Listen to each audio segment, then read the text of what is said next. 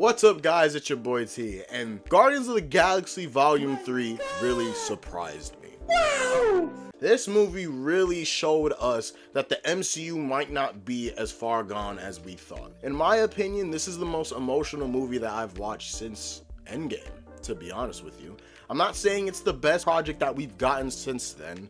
You know, I'm still in belief that Loki has been the best Marvel project that we've received. This movie is just too good. Now, I know what you guys are thinking. Oh, another Marvel stan coming here to defend his defiled throne. No. This movie does have issues, but it's not anything that is distracting. I really like this movie because it is a perfect ending to the Guardians trilogy. And yes, I said perfect.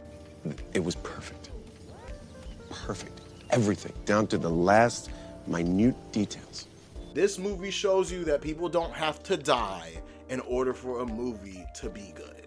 From here on out, I'm going to be spoiling Guardians of the Galaxy Volume 3, so if you haven't seen the movie, go see it and then just come back to this video. I'll still be here waiting for you. Let's go right into the movie. This movie does not have any breaks whatsoever. Now, I'm not gonna lie, this movie is 2 hours and 30 minutes long, so it's going to feel long while watching it, and I don't suggest you watch it in IMAX unless you want your ears to get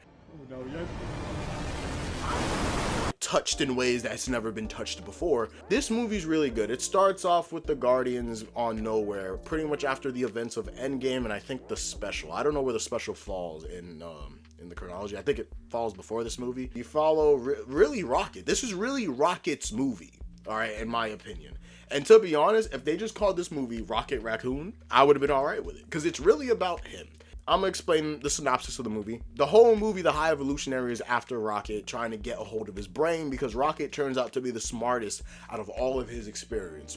Rocket literally figures out how to make the quote-unquote perfect beings. So in this movie, the High Evolutionary sends Adam Warlock, and I'm gonna get into him in a second, after Rocket, and Adam Warlock lays the smackdown, son. He comes in with the hands, and the Guardians ain't got nothing on him. Except at the end where Nebula stabs him and everything like that. But he beats the shit out of everyone and actually puts Rocket into a critical state. Rocket is pretty much dying the whole film. Rocket is barely actually in the main story. He's mostly unconscious for the most part, and they still managed to make him the best character in this movie. They really spend time on Rocket's backstory because for the longest time, we've kind of received everyone else's, I think except for like Groot. Rocket's really been a mystery. Every time they've talked about why Rocket is the way he is, he always brushes it off. And in this movie, they really explain it. And I feel like Rocket's been the main character of the Guardians ever since Endgame happened. In this movie, I didn't even feel like Peter was the main character. Everyone really had something to do in this movie, and I really enjoyed it. They actually bring Gamora back in this movie after the events of Endgame, and they make it very clear that she's a very different character than what we're used to, and it actually works. Nebula actually gets character development. Drax and Mantis aren't useless. They actually help out a lot of situations, which is really cool, and they actually show how powerful Mantis can be, and I really enjoyed that. Now, Rocket's backstory is a very gruesome, grotesque, and uncomfortable one. I'm not gonna lie, I wasn't expecting Guardians of the Galaxy to make me feel as uneasy as I did. Nasty! Like, I was not expecting this movie to be as grotesque. It actually low-key has aspects of horror within it, and I really like that Marvel's starting to stretch their legs into these horror-esque type stuff, because Marvel could make a horror movie if they wanted to, and I'll be so down to see something like that, especially after what they did with Werewolf by Night. I feel like that was really cool, and it makes it very sad. You feel super bad for Rocket's character because he's had a family before and he's lost them, and he's also lost them again after Infinity War. Yes, he gets them back in Endgame, but you can just only imagine what he's had to go through. In my opinion, Rocket's been through the most pain out of all of the Guardians. He lost his family twice, and he doesn't want to lose them again. And throughout the movie, there is a lot of action. Oh yes, a lot of action, and really fun action, might I add. In this movie, you could clearly see that James Gunn brought in what he learned from doing the Suicide Squad into this movie, because you feel like at any moment, any one of the Guardians could die. This was the final Guardians of the Galaxy movie, at least for the trilogy. You really feel like someone is definitely going to hit the dirt, whether it's Rocket, Peter Quill, anybody, even Drax. For a second, I thought Drax was gonna freaking die, because even Dave Bautista said he was done with these movies for the most part. So I'm like, oh yeah, Drax is gonna die in this movie, and he doesn't. But you know, it was really nice to see all the Guardians kind of get put to the test. And another thing as well, they show how strong Drax is. Drax kicks a dude so freaking hard that I don't even know. That dude is definitely dead, and they show that the Guardians have no issue killing anybody. The biggest thing for me is that in this movie they didn't copy and paste the same plot that usually is in every Guardians of the Galaxy movie, which is, oh, I need a place to belong. No, in this movie they kind of cement the fact of, no, they have found their place to belong. They've been the Guardians for a long time, and yes, they have finally found the place that they belong to. They finally found their quote-unquote family. Now, I'm gonna really fast track this, and I know I'm skipping a lot of stuff, but you know, this video is going on a little longer than I anticipated, so let me get straight to the point. There are two things in this movie that I actually don't like. Now, one being Adam Warlock. Adam Warlock he was okay in this movie. I really liked in the first few minutes, like he nearly decimates the entirety of the Guardians. But the thing is, apparently this movie's excuse is that Adam was taken out of his cocoon early, so he acts like a child. So he's kind of just dumb. That leaves space for him to have character development in the future. But my whole thing is, we've been waiting for this dude to pop up for more than 6 years now. He was kind of useless in this movie. He does have one important scene where Peter's about to die like Yondu in space and he saves him. But in the comics, he's very important and also very smart as well, and very calm. He's kind of a Messiah type character. At least that was the way they made him. And in this movie, they just kind of make him a bumbling buffoon. And the only reason why it bothers me a little bit is because we already have Drax and Mantis who are kind of dumb in this movie.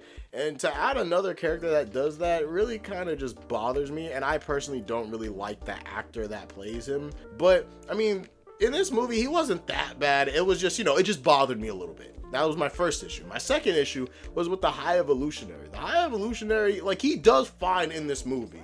For this type of movie, this was a good villain to have. But to be honest, I feel like this villain could have been anyone else. I feel like if it wasn't for Rocket kind of being the main plot of the story, the High Evolutionary would not have really been important. But he loses his in this movie. Like, he genuinely up and loses his mind. Like, I've never seen a villain drop like this, and I don't think in any single movie. He just starts yelling at people, and even Star-Lord in the movie says something along the lines of, oh, you're just the same typical villain that we always face, which is pretty true. Like, the Guardians more or less face up against the same guy every time. I mean, in my opinion, the villain from Guardians of the Galaxy Volume 2, like, Ego, was definitely a lot better than this guy. But I don't know, like he wasn't terrible, but I just personally did not really like him. But he didn't ruin the movie for me or anything like that. And also, I feel like if they took out Adam Warlock and just replaced him and kept Thor in, they could have easily just not made Thor Love and Thunder and just kept Thor in this movie. And I don't think it would have changed much.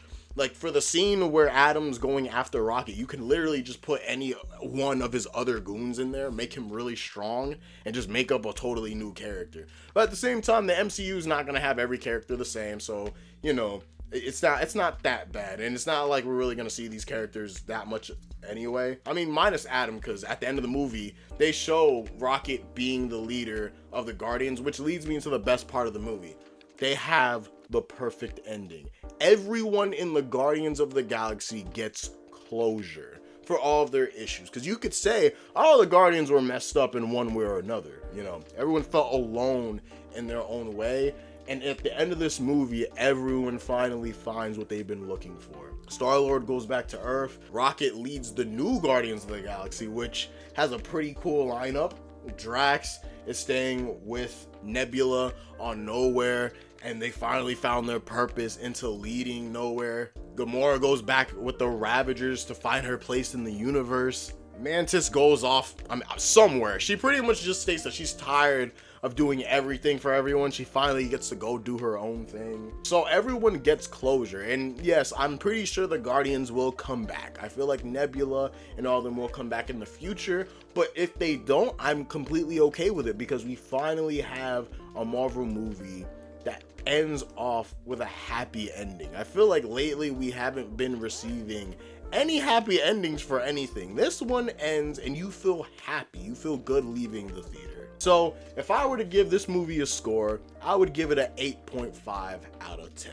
So what did you guys think about the new Guardians of the Galaxy movie? Did you like it? Did you hate it? Did you change your life or anything like that? Let me know down in the comment section below.